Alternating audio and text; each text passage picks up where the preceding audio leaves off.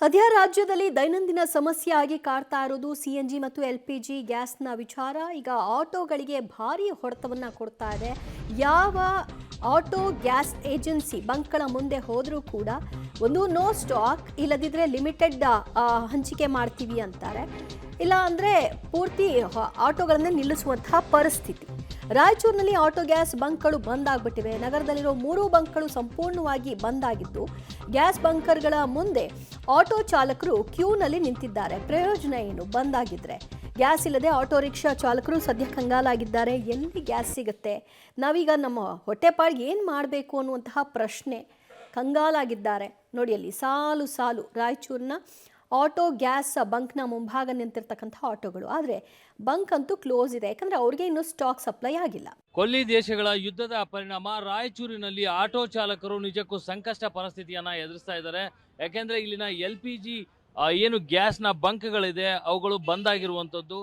ಕಾರಣ ಇಲ್ಲಿ ಗ್ಯಾಸ್ ಇಲ್ಲದೆ ಇರೋದ್ರಿಂದ ಆ ಬಂಕ್ಗಳನ್ನ ನೋ ಸ್ಟಾಕ್ ಅನ್ನೋ ಬೋರ್ಡ್ ಅನ್ನು ಹಾಕಿ ಬಂದ್ ಮಾಡಿದ್ದಾರೆ. ಕಳೆದ 2 ದಿನಗಳಿಂದಲೂ ಕೂಡ ಇಲ್ಲಿ ಗ್ಯಾಸ್ ಸಿಗ್ತಾ ಇಲ್ಲ. ರಾಯಚೂರಿನಲ್ಲಿ ಇರ್ತಕ್ಕಂಥ 3 ಬಂಕ್ಗಳಿದೆ, LPG ಗ್ಯಾಸ್ ಅನ್ನ ತುಂಬುವಂತಹ ಬಂಕ್ಗಳು. 3 ಬಂಕ್ಗಳಲ್ಲೂ ಕೂಡ ಈಗ ಸ್ಟಾಕ್ ಖಾಲಿಯಾಗಿರುವಂಥದ್ದು. ಈ ಹಿಂದೆ ನಾವು ಏನೋ ಒಂದು ರಿಪೋರ್ಟ್ ಮಾಡಿದಾಗ ಕನಿಷ್ಠ 4-5 ದಿನದವರೆಗೆ ನಮಗೆ ಗ್ಯಾಸ್ ಸಿಗುತ್ತೆ, ಸಪ್ಲೈ ಮಾಡ್ತೀವಿ ಅನ್ನುವಂಥ ಮಾತನ್ನು ಹೇಳಿದ್ರು. ಈಗ ಸಂಪೂರ್ಣವಾಗಿ ಬಂದ್ ಆಗಿರೋದ್ರಿಂದ ಅವರು ನೋ ಸ್ಟಾಕ್ ಅನ್ನುವಂಥ ಬೋರ್ಡನ್ನು ಹಾಕೊಂಡಿರೋದನ್ನ ನಾವು ನೋಡ್ತಾ ಇದ್ದೀವಿ. ಈಗಾಗಲೇ LPG ಗ್ಯಾಸ್ ಏನು ಲೀಟ್ರಿಗೆ 20 ರೂಪಾಯಿಯಷ್ಟು ಹೆಚ್ಚಳ ಆಗಿತ್ತು. ಅದರ ಒಂದು ಹೊಡೆತದ ಬೆನ್ನಲ್ಲೇ ಕೂಡ ಏನು ಆಟೋ ಚಾಲಕರು ಹಾಗೂ ಈಗೂ ಏನು ಆಟೋ ಚಾಲನೆಯನ್ನು ಮಾಡ್ತಾ ಇದ್ರು. ಯಾಕೆಂದರೆ ದುಬಾರಿ ಗ್ಯಾಸನ್ನು ಹಾಕ್ಕೊಂಡು ಏನು ಇಲ್ಲಿ ನಿಂತಿರ್ತಕ್ಕಂಥ ಎಲ್ಲ ಆಟೋ ಚಾಲಕರಿದ್ದಾರೆ, ಈಗ ಅವರಿಗೆ ಏನು ಗ್ಯಾಸ್ನ ಸಮಸ್ಯೆ ಆಗಿರೋದ್ರಿಂದ ಅವರು ಆಟೋ ಚಾಲನೆಯನ್ನು ಸಂಪೂರ್ಣ ನಿಲ್ಲಿಸಿ ಬಂಕ್ ಮುಂದೆ ನಿಂತಿರೋದನ್ನ ನಾವು ನೋಡ್ತಾ ಇದ್ದೀವಿ. ಇಲ್ಲಿರ್ತಕ್ಕಂಥ ಏನು ಆಟೋಗಳು ಇಲ್ಲಿ ಕಾಣ್ತಾ ಇರೋಂಥದ್ದು, ಇವರೆಲ್ಲರೂ ಕೂಡ ಗ್ಯಾಸನ್ನು ಫಿಲ್ ಮಾಡಿಸ್ಕೊಳ್ಳಿಕ್ಕೆ ಬಂದಿರುವಂಥದ್ದು. ಆದರೆ 2-3 ದಿನಗಳಿಂದಲೂ ಕೂಡ ರಾಯಚೂರಿನಲ್ಲಿ LPG ಗ್ಯಾಸ್ ಸಿಗ್ತಾ ಇಲ್ಲ ಆಟೋಗಳಿಗೆ. ಹೀಗಾಗಿ ಆಟೋ ಚಾಲಕರು ಕೆಲವೊಂದಿಷ್ಟು ಜನ ಏನು ಪೆಟ್ರೋಲ್ ಮತ್ತು ಗ್ಯಾಸ್ ಎರಡನ್ನ ಬಳಸುವಂಥವ್ರು ಓಡಾಡಿಸ್ಬೋದು, ಆದರೆ ಗ್ಯಾಸನ್ನೇ ನಂಬಿಕೊಂಡಂಥ ಆಟೋ ಚಾಲಕರು ನಿಜಕ್ಕೂ ಕೂಡ ಸಂಕಷ್ಟವನ್ನು ಎದುರಿಸ್ತಾ ಇದ್ದಾರೆ.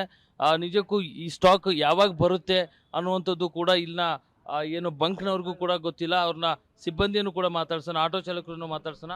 ಸ್ಟಾಕ್ ಯಾವಾಗಿಂದ ಖಾಲಿ ಆಗಿದೆ ಸರ್? ಈಗ ಸರ್ ಇವಾಗ ಖಾಲಿ ಆಗಿ 3 ದಿನ ಆಯ್ತು ಸರ್. 3 ದಿನದಿಂದ ಖಾಲಿ ಆಗಿದೆ. ನಾವು ಬುಕ್ ಮಾಡಿದೀವಿ ಸರ್. ಆ ಸ್ಟಾಕ್ ಇಲ್ಲ ಅಂತ ಹೇಳ್ತಾ ಇದಾರೆ. ಸ್ಟಾಕ್ ಬರೋಣ ನಿಮ್ಗೆ ಕಳಿಸ್ತೀವಿ ಅಂತ ಹೇಳಿದಾರೆ, ಅಷ್ಟೇ ಸರ್. ಕಂಪ್ನಿ ಬಂದಿದೆ ಸರ್.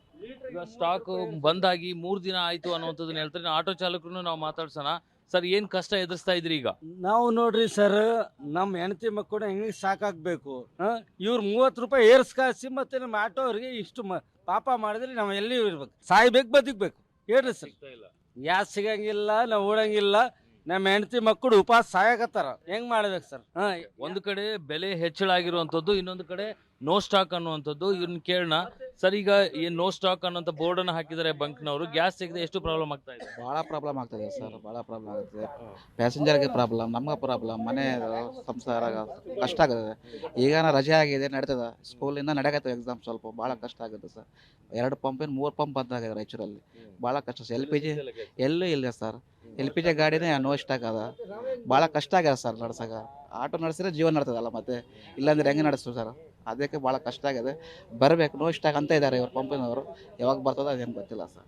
ಒಟ್ಟಾರೆಯಾಗಿ ಆಟೋ ಚಾಲಕರಾಗಲಿ ಬಂಕ್ನ ಸಿಬ್ಬಂದಿ ಆಗಲಿ ಹೇಳ್ತಿರುವಂಥದ್ದು, ನಮಗೆ ಇಲ್ಲಿ ಸ್ಟಾಕ್ ಇಲ್ಲದೆ ಇರೋದ್ರಿಂದ ಭಾಳ ಸಂಕಷ್ಟ ಎದುರಾಗಿದೆ ಅನ್ನೋಂಥದ್ದು ಹೇಳ್ತಾ ಇದ್ದಾರೆ. ಆಟೋ ಚಾಲಕರು ನಿಜಕ್ಕೂ ಕೂಡ ಏನು ಆಟೋ ಚಾಲನೆಯನ್ನೇ ನಂಬಿ ಬದುಕ್ತಾ ಇದ್ದೀವಿ. ಈಗ ಒಂದು ಕಡೆ ಗ್ಯಾಸ್ನ ಬೆಲೆ ಹೆಚ್ಚಳ ಮಾಡಿದ್ದಾರೆ, ಜೊತೆಗೆ ಸ್ಟಾಕ್ ಕೂಡ ಇಲ್ಲ. ಹೀಗಾದರೆ ನಾವು ಬದುಕೋದು ಹೇಗೆ ಅನ್ನುವಂಥದ್ದನ್ನ ಹೇಳ್ತಾರೆ. ಇನ್ನೊಂದೆಡೆ ಸಚಿವರು 100% ತೊಂದರೆ ಆಗದೆ ಇರುವ ಹಾಗೆ ಗ್ಯಾಸ್ನ ಸರಬರಾಜು ಮಾಡ್ತೀವಿ, ಅಗತ್ಯ ಪೂರೈಕೆ ಮಾಡ್ತೀವಿ ಅನ್ನೋಂಥದ್ದು ಹೇಳ್ತಾರೆ. ಆದರೆ ರಾಯಚೂರಿನಲ್ಲಿ ಮಾತ್ರ ಸಚಿವರು ಹೇಳುವಂಥ ಯಾವುದೇ ಮಾತುಗಳು ಕೂಡ ಇಲ್ಲಿ ನಡೀತಾ ಇಲ್ಲ ಅನ್ನುವಂಥದ್ದು. ಅಂದರೆ ನಿಜಕ್ಕೂ ಗ್ಯಾಸ್ನ ಸಮಸ್ಯೆ ಇಲ್ಲಿ ತೀವ್ರಗತಿಯಲ್ಲಿ ಇದೆ ಅನ್ನುವಂಥದ್ದನ್ನ ಸ್ಪಷ್ಟವಾಗುತ್ತೆ ಈ ಒಂದು ಏನು ಬಂಕ್ನ ಪರಿಸ್ಥಿತಿಯನ್ನು ನೋಡಿದಾಗ. ಕ್ಯಾಮ್ರಾಮನ್ ಯಲ್ಲಪ್ಪ ಜೊತೆ ವಿಜಯ್ ಜಾಗಟಿಗಲ್, ಪಬ್ಲಿಕ್ ಟಿವಿ, ರಾಯಚೂರು.